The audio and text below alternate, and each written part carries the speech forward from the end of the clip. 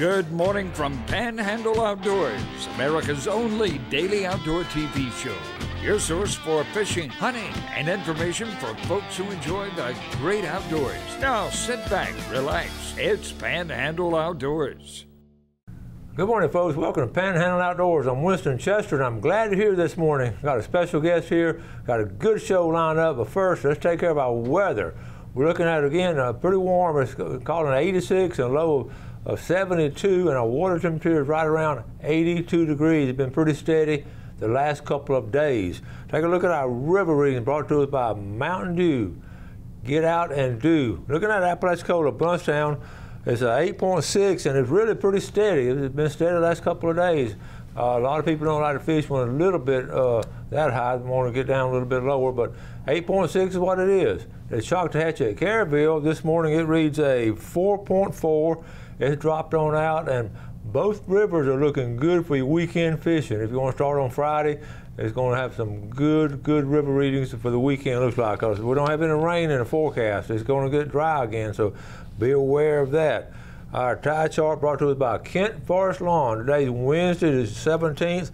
We're looking at pretty strong tides today, but the next 3 or 4 days is going to be really strong tides. So make sure you one day go fishing in the creek, one day go fishing in the bay, because you're going to have some good, the conditions this time of June in really good shape. The wind, now it's going to start coming out of south-southeast, but my guest and I, we were talking about how the wind has just wreaked havoc on a lot of fishermen, and a lot of especially folks going offshore really got caught up this past weekend in a lot rougher water than they anticipated and that had been predicted. It really got choppy out there, and I heard that from numerous sources, personally and also on secondhand information. Everybody was talking about how that wind. I experienced the same thing in a kayak on St. Joe Bay early Saturday morning, and it was kicking in, and you know how that is. So I was thinking about the boys out there in the Gulf were in pretty tough shape. Let's go ahead, and the tide is going to be at 7:14, low this morning, and it's high at 5:31, so it'll be coming in all day. We'll take a break, come back with our special guest. Welcome back, and a familiar face now, because you're starting to see these commercials on Panhandle Outdoors. Wilbur Miller, good morning. Good morning, Winston. Glad to be here. Man, we're tickled to have Wilbur. I've known him a long time, retired state trooper, and we had him on a while back after Hurricane Michael, when President Trump came through Lynn Haven and walked around. He happened to walk in your front yard. That's correct. Yeah, he came in, visit with us, shook our hands, and had a good social visit with us. President of the United States. That's amazing. Yeah. So anyway, I've been trying to get Wilbur to come on. He's been really busy, so we're going to pick up. Let's just chronologically do this show. Going back to, where'd you grow up? Tell us. I was born and raised in Calhoun County, live in a little place called Carr Community. They went to Carr Elementary School, went to Frank High School for 2 years. Frank's no longer there, it closed and the building's all gone. Graduated from Bluntstown. And I went to Chipola for 2 years. I didn't get a degree, but I went to Chipola. And then after that, got a chance to go on with the Highway Patrol, spent 30 years with Florida Highway Patrol. Came to Bay County in 1966 and stayed here ever since. How about that? Yeah. So you were stationed around, Jacksonville at one time? My first assignment was in Jacksonville. You take a country boy and carry him to the big city where the traffic is heavy. I was scared to death for the first few months. It was different, wasn't it? It was different, and I was really afraid because of the traffic over there. Yeah. And I don't think it got any better either. No, I don't know. Better. All the big towns are like that. And so when you settled here in Lynn Haven, and you had a good career with them, and then you and your wife, how many kids y'all have? We just got one boy. One boy. One boy is all we got. Grandkids. We got 2 grandboys. Okay. And they're both getting pretty good size. Winston, I don't think I have told you or talked to you about it. In September, I lost my wife. She passed away after a short illness, and it's been an adjustment to me since then. We were married 49 and a half years, and it was good marriage. We had a good marriage, and she was a big help in my career of everything, and even when I started the fence business, she and I was in it together. She was my mud lady, I called it. she helped me fix up the stuff we need to do in the fence work. She was right with me for 2 or 3 years because we didn't have no money, and I was just trying to get us started. So we had a close working relationship there for quite a number of years. So she was a mud lady, so she mixed the concrete up and all that? Yeah, she do anything that wasn't heavy. I did all the heavy stuff, but she was right there getting hot just like I did. And she'd have to watch me sometime and tell me I need to slow down a little bit because she needed to rest. Yeah. But it was great. We had a good time, and of course, you know, during then you done my fishing and my hunting and all the stuff like that, but also worked the state job and worked my fence business. So I know his reputation as a hard-working man was well known. Yeah. What made you think about getting into fencing? Well, in 1968, things didn't go very good for me, and I needed to get something to do. And I had a friend that was in the fence business. And so for about 8 or 9 months, I helped him in the fence business, Mr. R.H. Cunningham. And I worked with him. And when in 1981, I got to thinking, I said, you know, I don't know to do anything except law enforcement. I want something I can do when I retire. I was already thinking about retiring down the road. I said, so I got to looking around, and I said, let me try fence work. So I got started. I liked it and stayed in it, still in it. And you started off like in chain link, a lot of chain link, and that was very, very popular back then. And mostly, back then I wouldn't even do a wood job. I just did chain link because I couldn't do both. Yeah. And I do the chain link. And I guess it's the same principle though, because you got to keep it straight. That was an act. I had one fellow that worked with me, and he told somebody, he said he ain't got to pull a string. He said, when he gets through, it looks just like it's pulled a string and just as straight as it could be all the way. And that's what I love to look at and see it good and straight. We were talking about this. Well, there's some fences still standing. Some of those original fences you put in the Lynn Haven area, they're still standing, aren't they? They're still standing. They're a little prop up during the storm, but they're still standing. Yeah. Still standing. It's been good to see what's happened in all these years and going. We've been able, but all along now, this is Florida Panhandle now. Born and raised here, a career like you had as a state trooper, and then also do it on the side. So many of us did those kind of things, and the common denominator though, we all love the outdoors. And Wilbur, I've showed pictures of things he's done outdoors all these years, and also we're going to take a break, come back and show you some of these outdoor things that Wilbur has done. So let's take a break, Jeff, and we'll be right back.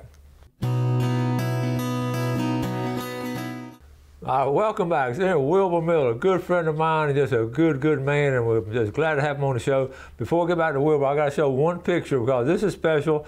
Y'all know my fishing buddy Tony Bass from Valdosta, my buddy that we fish with in the Carabel a lot, and I fish with him anytime we get a chance. But they're down at Cape San Blas this week, and they went out yesterday. This is his wife. This is not Tony. This is Heather.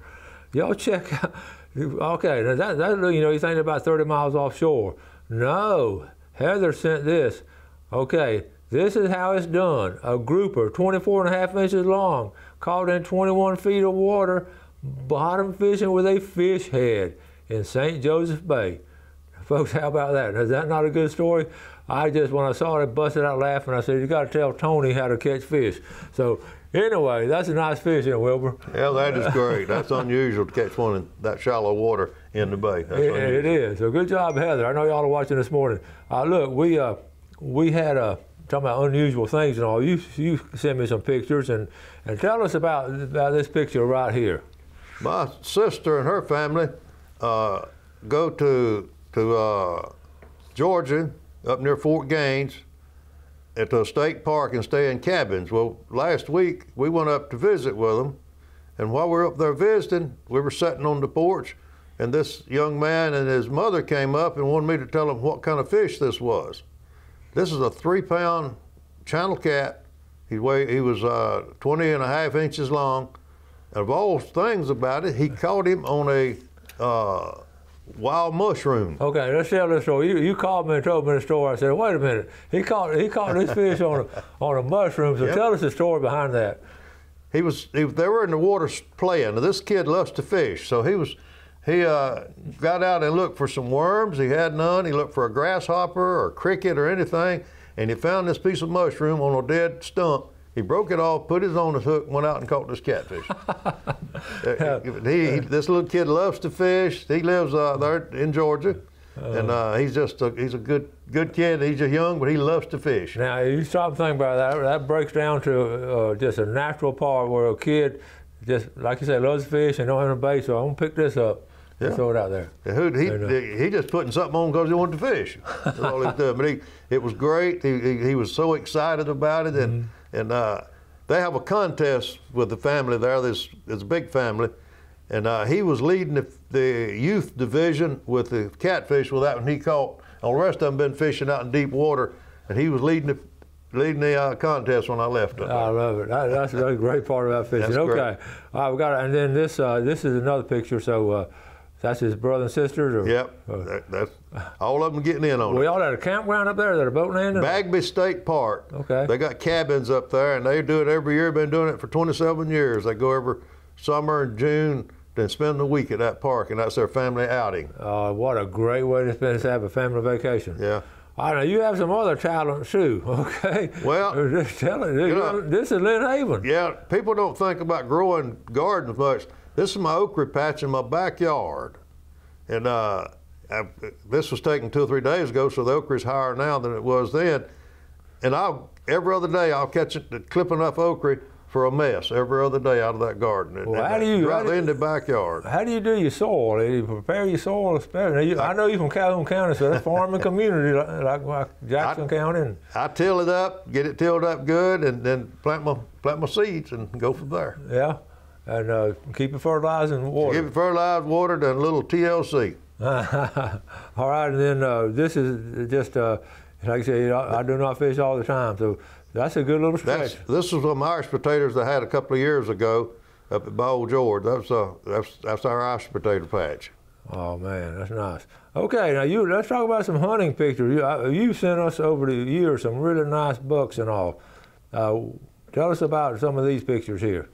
I inherited 40 acres of land up there in Calhoun County. It was my mother's old home place, and it seemed to be a real good place. I usually get about 2 good bucks a year off of that 40 acres. And this is one of the deer that I killed there. It's got a little stand set up, and it's just amazing the bucks that comes through there. You know, we talk about, this is a great point you brought up, a little 40 acre, I kid people about, you want to buy a special present for Father's Day, whatever, I'll buy them 40 acres, I know.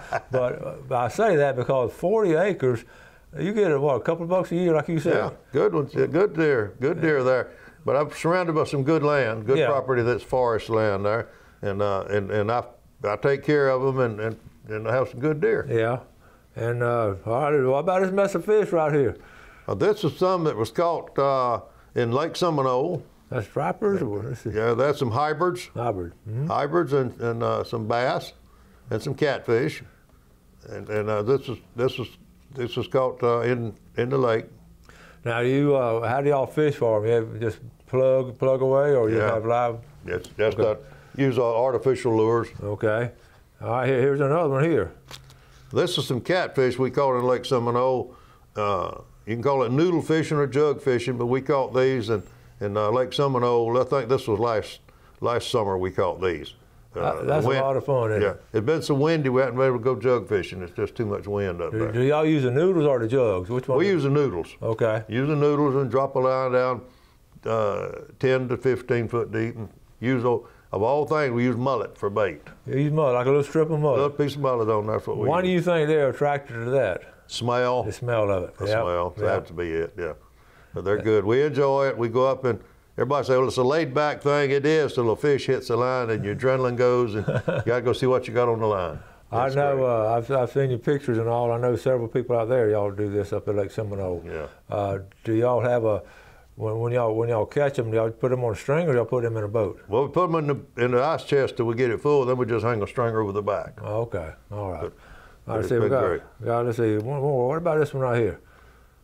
This is one of the one that was had pictures of earlier that we caught. I think I don't know what the weight of it was, but it was a pretty good catfish. Okay, so that's your fishing buddy Larry Melvin, and yeah, that was all right. So you can see we're talking about how the outdoors is just sort of ingrained in us, doing stuff in the outdoors. Us country boys love the outdoors. We're raised in the outdoors.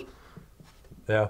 Raised in the woods, playing in the woods. And no wonder we hadn't got rattlesnake bit, because we wanted to play in the woods. We just played in the woods. I don't know how we avoided those kind of things. It was. You never even thought twice about snakes. Oh no, we was playing. Yeah, we was playing. Run through the water and everything. Yeah.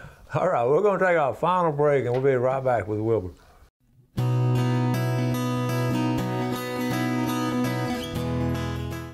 All right, welcome back. So, Wilbur Miller Fence Company, consummate outdoorsman, Lynn Haven, been there since the 60s and all, and grew up in Calhoun County. So one of us on Panhandle Outdoors. Let's take a look at our fishing game times. We're looking at, and it brought to us by Blue Water Outriggers. We're looking at 10:06 a.m. to 12:06 p.m. and then 10:28 to 12:28 later on tonight.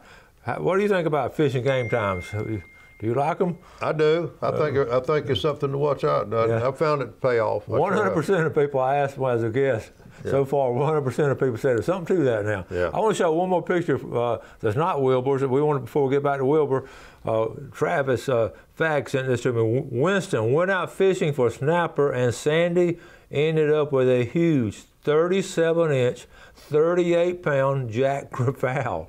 It took about 20 minutes to pull it in. Great fun.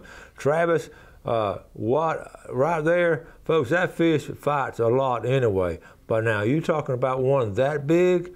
I don't know how she did it. It's just that's really something else. Good job, Sandy, and thank you for sharing that with us. And all. We're going to let's go from fishing to hunting now. You mentioned something during the break about. I know you love getting up in the woods and all, and one of your hunting techniques you've had success with. This is cool. You know, you hear all people talk about the grunts and the everything else. I've got a set of deer horns I rattle with, and everybody said they don't work. Well, it did work for me, because I rattled, and in just about 5 minutes, here comes a buck running out of the woods straight into my food plot, looking straight at me, and it's all come because of the rattling of those horns. It hurt you. Huh? Yeah, yep, I'm convinced he was there. Cause he come running. He didn't come walking. He come running into the plot. Yeah, that was amazing. Tell about your food plot and all. How do you do your food plots? I usually plant my food plot in September, plant oaks, and of course I start back in August putting out corn, and keep it going all through the time, and it's just amazing. Last year we had 3 fawns coming in early in the hunting season, still had the spots on them. It was amazing to watch them from time the spots was there to the end of the year. They were big deer, and the spots were gone. Just sort of watch them progress all through the year. And I've always said the true outdoorsman is a conservationist at heart. Yeah. We take care of that land. Yeah. You take care, and you go by the laws and everything. So how much out of that 40 acres, how much is that food plot? How big is your food plot? Food plot is about, it's probably about 20 foot wide, runs about 150 foot long. So you make it long. Yeah, long. Yep. And we're sitting probably 200 feet from it in our stand. Okay. And what kind of gun do you like to shoot? I got a 243. Okay. It does the job. All right, now let's jump over to fencing and all. And like I say, Wilbur's advertising with us now, and I know a lot of you folks out there are thinking about putting up a wooden fence and everything. And I went out there when Jeff and I went out and shot a commercial, and I watched his crew. Tell us about your crew. How hard working they are and conscientious. You can tell. My son's running the crew. He takes care of that, and then we got 2 other boys. One of them is a grandson. And they actually do the physical work. They tell me I'm too old to work anymore, so they do the physical work, and I took the water. We went. I rode out with them that morning and all, and I enjoyed it and all. But we're talking about a family-run business. Here we got he started. His son is running it, and his grandson in there, and the quality of work. Now we're going back to the 1960s when he's been fencing, and so I want to ask you if you would just give him a call if you're thinking about a fence. Let him come in there and look at it and price and all. These are the kind of people we need to support, and I'm so proud that he's on the Panhandle Outdoors team now, because he's such a great guy and such a good outdoorsman and everything. So we're just proud to have you with us. Thank you. I'm glad to be part of the program, and it's a pleasure to watching your program and listen to the different stories people's got. And Well, yeah, a lot of these two pictures right here. These are two ladies now. Two ladies, they caught these big fish. So we got to stay on top of everything. And you've been through, been married 49.5 years and then lose your wife that quick and all. I remember that. It was heartbreaking, and you bounced back from it. And I know how important working is to you, doing a good job. Well, I try to stay busy. Well, and you tell people, you guarantee that fence is going to be right. We're going to make it right. We're going to make it right. Yeah. And a lot of times I go to a job and somebody say, well, like yesterday I went to one. The guy said there's some aluminum missing off the fence. I said, that's not something we worked on. He said, well, I want you to look at it. Well, I went to it and fixed it to the guy, and he was happy. Yeah. And it wasn't something I had done. It wasn't something you had done, but you took care of it. But I took care of it, and I try to take care of all my customers. Yeah. I love my customers, and it's great. And this is what we're talking about on the show. These are kind of the people that advertise with us and they help keep us on the air. And these are good quality folks. And so I want to ask you if you think any kind of fencing, it don't matter what size, does it? No, we do some of all of it, and it's been a blessing. Lord has blessed me to be able to do this thing. We were up there with Lake Merrill. I think we went up there to shoot a commercial. Lake Merrill. And I saw some fences you've done through Lynn Haven and all at Lake Merrill and all. So, and you work in our general area, right? Right. I got a call here a while back, and somebody said, I don't know you, but I bought this piece of property and there's a sign on the fence that's got your name and number on it. Don't you come look at my fence? Miller Fencing. They didn't know the people, but they've seen my sign. Yeah, and they saw how good that fence was done. Right. Well, Wilbur, time has flown by. We're going to start wrapping it up. What's your next outdoor adventure got coming up? Well, next week I'm going with some of the guys from the church. We're going up to Alabama to fish for 3 days. I know it's going to be really tough to go up there and fish a little bit, but we're going to up in Alabama and spend some good Christian time together. Awesome. Thank y'all for watching Panhandle Outdoors. Do something good today for your fellow man, and God bless. Thanks for watching America's only daily outdoor TV show, Panhandle Outdoors with Winston Chester, featuring hunting, fishing, and other activities and information to help you enjoy the great outdoors. Join us next time for Panhandle Outdoors.